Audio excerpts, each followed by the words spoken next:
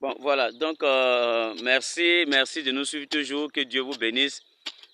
En 2010, quand il y a eu la crise en Côte d'Ivoire, à Abidjan particulièrement, et que chacun est rentré un peu voilà, dans son bunker, moi j'étais à Divo ici, et puis j'ai fait un petit coin de manioc sur le côté au quartier là.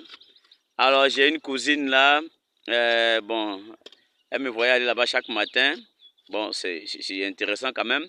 Et puis bon, elle s'est levée un matin, dit bon, elle va m'accompagner aussi pour planter banane. Elle est rentrée dans la cuisine, elle a pris banane, on épluche pour mettre au feu, pour faire foutu là. Elle a prié, Dieu va m'accompagner, elle va planter ça. Ah, mamie. Bon, d'accord, donc pardonnez. Peut-être que vous voyez ça à l'école déjà, il n'y a pas de souci, plusieurs connaissent, mais pour quelques-uns parmi vous, regardez, voilà, on va planter. Donc, qu'est-ce qu'on a fait? Qu'est-ce qu'on a fait, papa Daniel? Oui, j'ai déterré un rejet de bananes. D'accord. Donc, je vais planter. Voici, je viens de creuser là tout à l'heure. Voilà. Voilà. D'accord. Donc ça là, c'est le rejet. Oui, oui. Voilà. Et je coupe comme ça. Voilà. Donc, voilà, il a coupé une partie. Donc, le rejet là, oui. Ça c'est, comment on appelle ça? C'est-à-dire, quand le bananier pousse là, oui, oui. À côté, il y a ces petits-enfants, voilà, sur le côté là. Oui, c'est les petits-enfants que j'ai pris là. C'est ça les rejets. Oui, oui. Voilà, donc on a enlevé un dedans. Voilà, et c'est ça, il vient planter ici. Et quand on vient planter ça là, regardez, la partie, la tige jusqu'au feuille là, tout ça on enlève. Sinon ça n'évolue pas vite. Voilà, maintenant c'est juste ce morceau là, oui. On met en terre. Maintenant, les racines. Maintenant le sol on creuse pas profond. Hein? Non, comme c'est saison pluvieuse. Ah, c'est saison pluvieuse. Oui. D'accord, donc on y va. On fait comme ça. Voilà. Vous voyez que c'est incliné, non? Oui, c'est incliné. Oui, hein? Oui. Voilà, donc, sur le côté. En sortant, ça va casser ici. Et puis le nouveau va sortir. Ok. Le nouvelle feuille va sortir. Ah, ok. Ah, super. Oui. Très bon. Bravo. Et dans peu de temps, donc, on aura... Attendez ça que je... ce qu'on appelle Kourala là. Ah, Kourala, c'est ça qui est là? Oui. D'accord. Donc, dans peu de temps, voici ce que ça va donner, ce bananier. Voilà ce qu'on vient de mettre en tête là. Voici un peu ce que ça va donner dans peu de temps. Voilà. Lui, ça fait combien de temps, par exemple, que tu... Ça fait un mois. Un mois, hein? Oui. Voilà. Donc, regardez à un mois déjà comment ça se présente. Jusqu'à ce que ça devienne grand, et puis aller, ça donne la banane qu'il faut pour, voilà. Pour que le foutou puisse te trouver là où tu es. Gombo. D'accord, donc on a un peu de tout ici, hein, pour la sauce, hein, le gombo. Voilà. C'est beau, hein, c'est un arbuste. Aubergine ici, ok. Voilà. Il y a quelques pieds de taro dedans. Voilà, quelques pieds de taro, voilà. Bah, là, j'imagine que le taro, par le passé, ça devait être encore plus en forme. Parce que dans les nouveaux champs, vraiment, c'est impressionnant. Oui. Ça, je viens de planter ça. Ah, d'accord, d'accord. Non, j'ai beaucoup la question de faire du taro. Je mange ça beaucoup. Ah, ok, d'accord. Super. C'est bien. D'accord. Ah, voilà. Donc, voici les tarots. Voilà, quand ça devient un peu plus grand, voici comment ça se présente. Voilà, donc il y a les feuilles de taro là qui font aussi une sauce très agréable. Ça donne aussi du sang. Ah, ça donne du sang. C'est bien. C'est bien. En tout cas, bravo. C'est très bien. Que Dieu vous bénisse. Que Dieu vous aide toujours.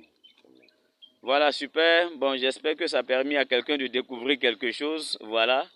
Et puis, on rend grâce à Dieu. On a parcouru un peu le champ de Papa Daniel.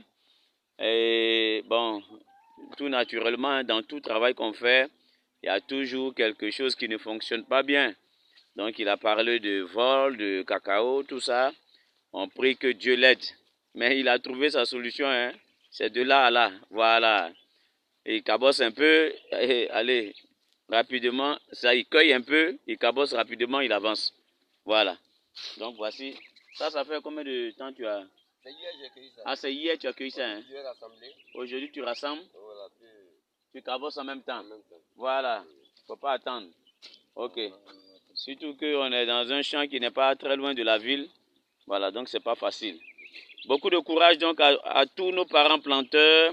Je veux dire à quelqu'un que, en tout cas, si tu es victime de ça quelque part, sache une chose. Tes yeux ne sont pas au champ, mais les yeux de l'Éternel, Dieu sont au champ.